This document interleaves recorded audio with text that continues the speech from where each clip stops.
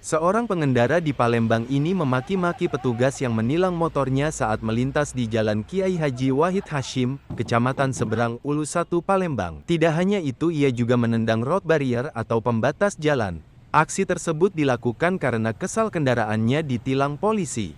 Mahasiswa ini ditilang lantaran tidak memiliki surat izin mengemudi dan pajak kendaraan mati.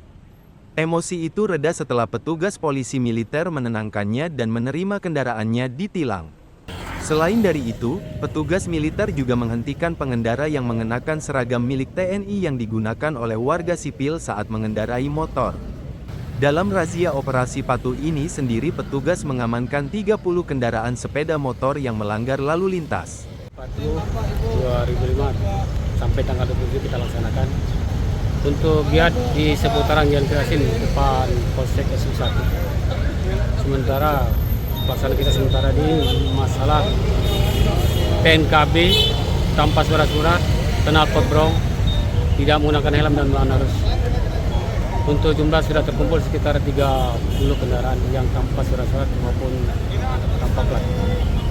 Kendaraan yang ditilang petugas dibawa ke Mapolrestabes Palembang untuk diamankan terlebih dulu. Dari Palembang, Muhammad David, E-News melaporkan.